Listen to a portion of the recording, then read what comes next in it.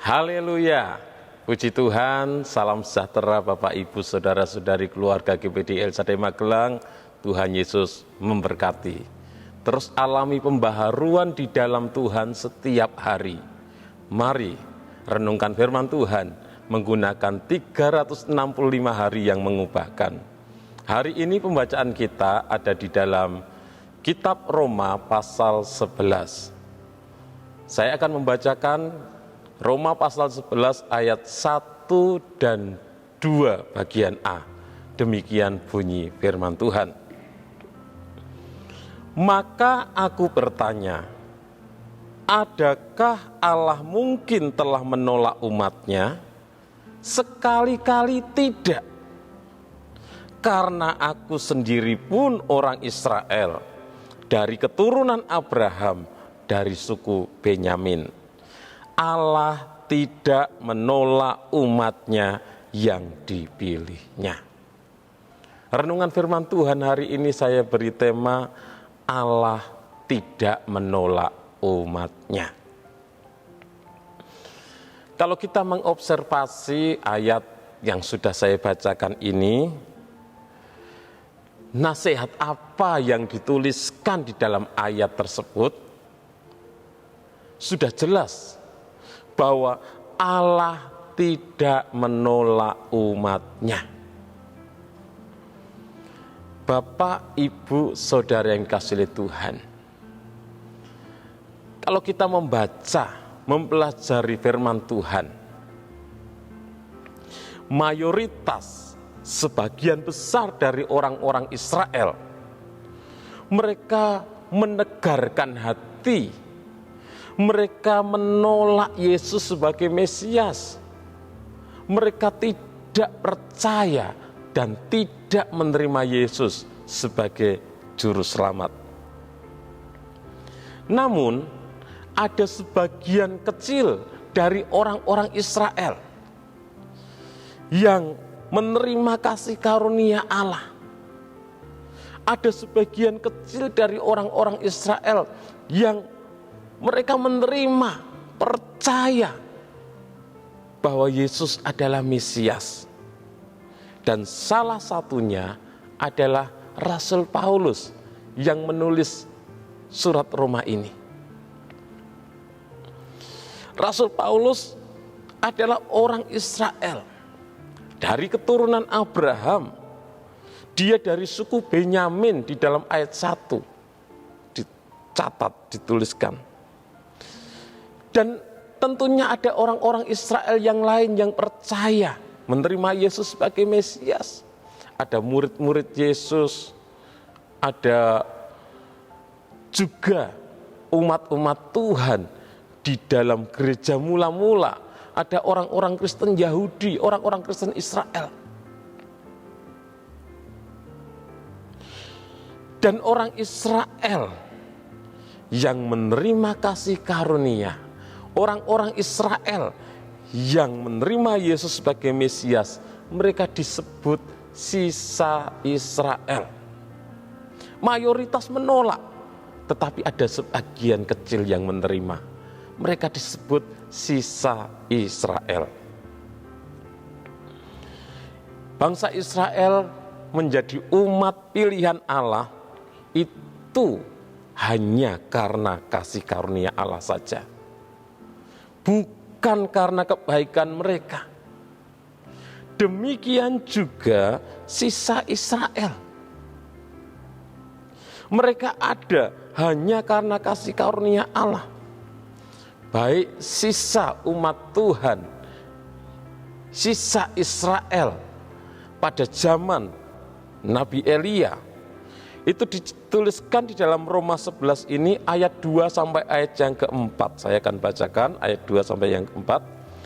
Allah tidak menolak umatnya yang dipilihnya. Ataukah kamu tidak tahu apa yang dikatakan kitab suci tentang Elia waktu ia mengadukan Israel kepada Allah? Tuhan, nabi-nabimu telah mereka bunuh, mezbah-mezbahmu telah mereka runtuhkan. Hanya aku seorang dirilah yang masih hidup dan mereka ingin mencabut nyawaku. Tetapi bagaimanakah firman Allah kepadanya?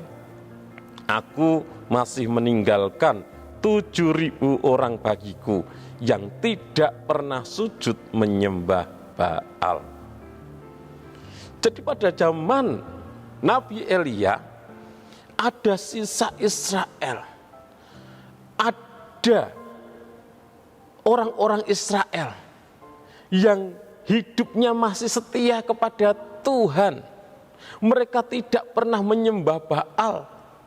Mereka setia kepada Allah. Mereka hidup di dalam kebenaran. Itulah sisa Israel. Orang-orang yang setia kepada Allah. Dan sisa Israel pada zaman Paulus, tentunya juga orang-orang yang menyembah kepada Allah yang benar. Orang-orang yang percaya kepada Kristus, orang-orang yang hidupnya di dalam kebenaran, merekalah sisa Israel. Mereka yang hidup di dalam kesetiaan, hidup di dalam keteguhan prinsip, sehingga mereka tidak ikut arus mayoritas yang tidak setia kepada Tuhan.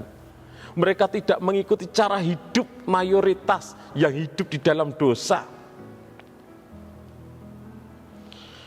Dan sisa Israel memang sedikit, tetapi berkualitas.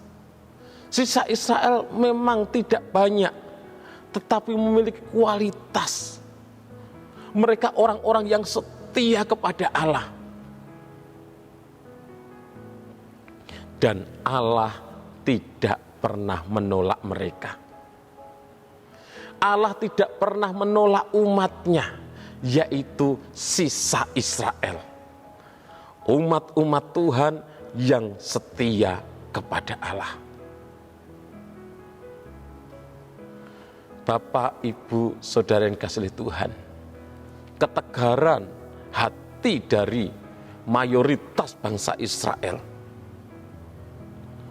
membuat mereka buta dan tuli rohani, sehingga mereka tidak dapat melihat kebenaran bahwa Mesias yang mereka nanti-nantikan itu adalah Yesus.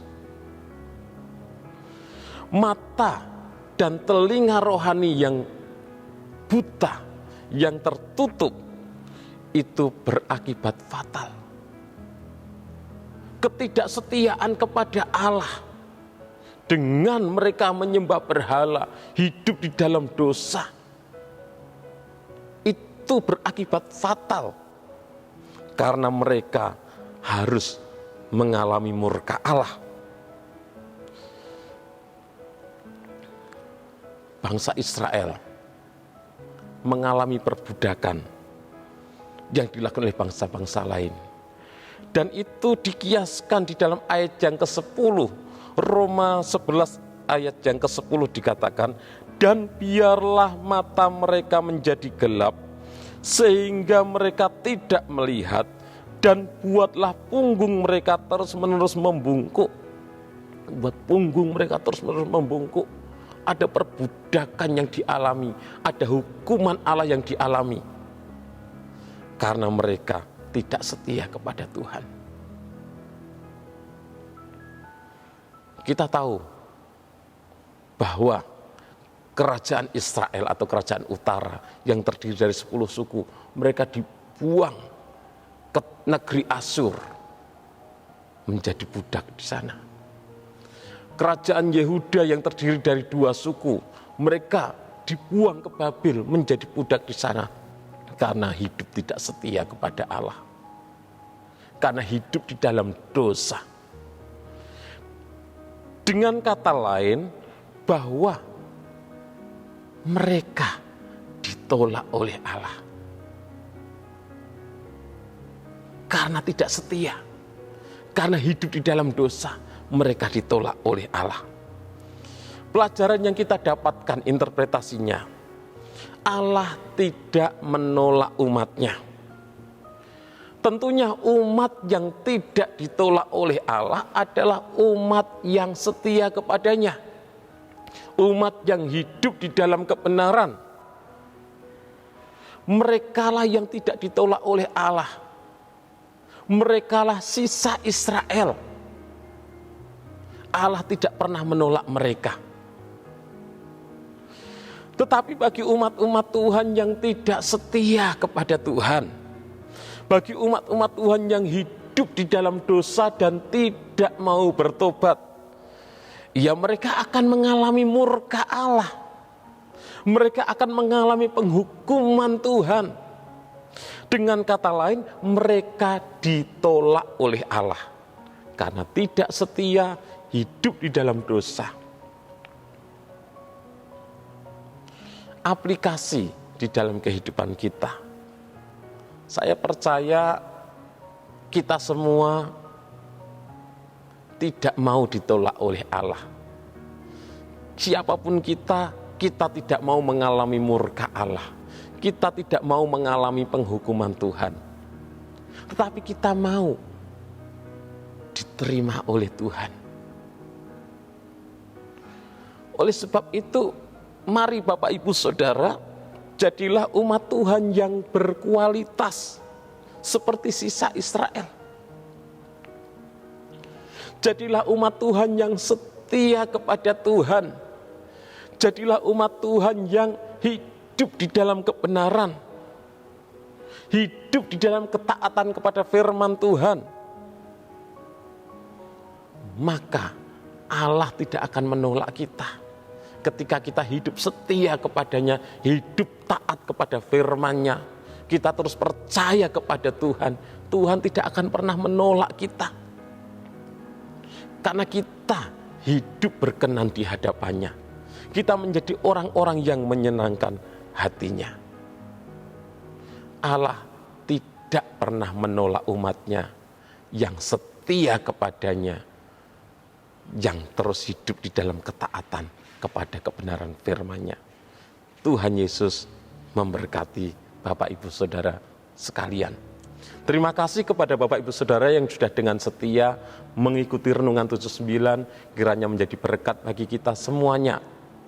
Bagi Bapak Ibu Saudara yang ingin didoakan dengan pokok doa tertentu atau ingin menyampaikan kesaksian, dapat menyalurkan melalui chat WhatsApp di nomor 0813 2742 0088. Mari kita berdoa.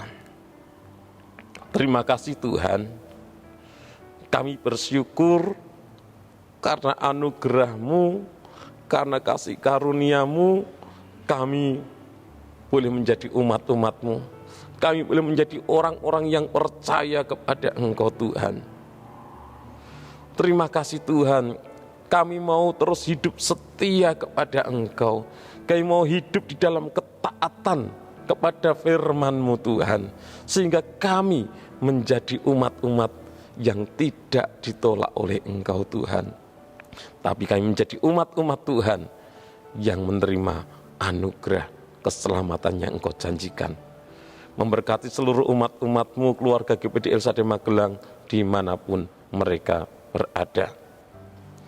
Roh yang memberi hidup telah memerdekakan kami keluarga GPDL Sadai Magelang dalam Kristus dari hukum dosa dan hukum maut. Di dalam nama Tuhan Yesus Kristus kami berdoa bersyukur. Haleluya. Amin.